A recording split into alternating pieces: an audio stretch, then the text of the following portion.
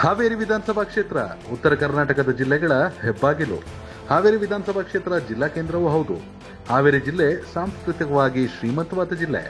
ಸಂತ ಶಿಶುನಾಳ ಶರೀಫರು, ಕನಕದಾಸರು, ಸರ್ವಜ್ಞ, ಗಾನಯೋಗಿ, ಪಂಚಾಕ್ಷರ ಗವಾಯಿಗಳು, ಜ್ಞಾನಪೀಠ ಪ್ರಶಸ್ತಿ ಪುರಸ್ಕೃತ ಡಾಕ್ಟರ್ ವಿನಾಯಕ ಕೃಷ್ಣ ಗೋಕಾಕರು ಇದೇ ಜಿಲ್ಲೆಯವರು.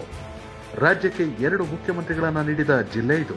ಹಾವೇರಿ ಕಳೆದ 3 ಚುನಾವಣೆಗಳಿಂದ ಪರಿಶಿಷ್ಟ ಜಾತಿ ಮೀಸಲು ಕ್ಷೇತ್ರವಾಗಿ ಬದಲಾಗಿದ್ದು, ಅದಕ್ಕೂ ಮೊದಲು ಸಾಮಾನ್ಯ ಕ್ಷೇತ್ರವಾಗಿತ್ತು. ಲಿಂಗಾಯತ ಸಮುದಾಯದ ಜನ ಹೆಚ್ಚಿರುವ ಹಾವೇರಿ ಕ್ಷೇತ್ರ ಕಾಂಗ್ರೆಸ್ನ ಭದ್ರಕೋಟೆ ಅಂದ್ರೂ ತಪ್ಪಾಗೋದಿಲ್ಲ. ಇಲ್ಲಿ ಒಟ್ಟು 16 ಸಾರ್ವತ್ರಿಕ ಚುನಾವಣೆಗಳಾಗಿದ್ದು, ಕಾಂಗ್ರೆಸ್ 9 ಬಾರಿ ಗೆಲುವು ಸಾಧಿಸಿದೆ. ಜನತಾ ಪಕ್ಷ, ಜಾತ್ಯತೀತ ಜನತಾದಳವು ಇಲ್ಲಿ ಗೆಲುವಿನ ನಗೆ ಬೀರಿದೆ. 2004, 2008 ಮತ್ತು 2018ರಲ್ಲಿ ಇಲ್ಲಿ ಕಮಲ ಅರಳಿದೆ.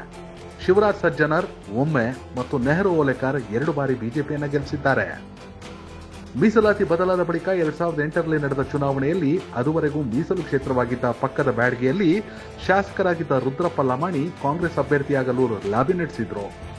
ಆದರೆ ಸ್ಥಳೀಯ ಅಭ್ಯರ್ಥಿ ಶಾರದಾ ಬೆಟಗೇರಿಗೆ ಕಾಂಗ್ರೆಸ್ ಅವಕಾಶ ಕೊಟ್ಟಿತ್ತು. ರುದ್ರಪ್ಪ ಲಮಾಣಿ ಕಾಂಗ್ರೆಸ್ ವಿರುದ್ಧ ಬಂಡಾಯ ಅಭ್ಯರ್ಥಿಯಾಗಿ ಸ್ಪರ್ಧಿಸಿ ಸೋತ್ರು. 2013ರಲ್ಲಿ ಬಿಎಸ್ ಯಡಿಯೂರಪ್ಪ ಕೆಜೆಪಿ ಕಟ್ಟಿದ್ರಿಂದ ಕಾಂಗ್ರೆಸ್ ರುದ್ರಪ್ಪ ಲಮಾಣಿಗೆ ಮಣೆ ಹಾಕ್ತು. ಕೆಜೆಪಿಯಿಂದ ಸ್ಪರ್ಧಿಸಿದ ನೆಹರು ಓಲೇಕರ್ ವಿರುದ್ಧ ರುದ್ರಪ್ಪ ಲಮಾಣಿ 30,000ಕ್ಕೂ ಅಧಿಕ ಮತಗಳಿಂದ ಗೆದ್ರು. ಆದರೆ 2018ರಲ್ಲಿ ಲಮಾಣಿಗೆ ಯಶಸ್ಸು ಸಿಗಲಿಲ್ಲ. ಹಾವೇರಿಯಲ್ಲಿ ಮತ್ತೆ ಕಮಲ ಅರಳಿತು. ಇದೀಗ 2023ರ ಚುನಾವಣೆಯಲ್ಲಿ ಯಶಸ್ಸು ಕಂಡಿರುವ ರುದ್ರಪ್ಪ ಲಮಾಣಿ ವಿಧಾನಸಭೆಯ ಉಪಸಭಾಪತಿಯೂ ಆಗಿದ್ದಾರೆ. ಹಾಗಾದ್ರೆ ಹಾವೇರಿ ಅಭಿವೃದ್ಧಿಗೆ ರುದ್ರಪ್ಪ ಲಮಾಣಿ ಅವರ ಸಂಕಲ್ಪ ಏನು? ಹಾವೇರಿ ವಿಧಾನಸಭಾ ಕ್ಷೇತ್ರದ ಜನರ ನಿರೀಕ್ಷೆಗಳು ಏನು ಅನ್ನೋದನ್ನ ನೋಡೋಣ ಕನೆಕ್ಟ್ ಕರ್ನಾಟಕ ಅರ್ಪಿಸುವ ಎಂಎಲ್ಎ ರಿಪೋರ್ಟ್ ಕಾರ್ಡ್ನ ಈ ಎಪಿಸೋಡ್ನಲ್ಲಿ. ಕನೆಕ್ಟ್ ಕರ್ನಾಟಕ, ಇದು ನಿಮ್ಮ ನೆಟ್ವರ್ಕ್.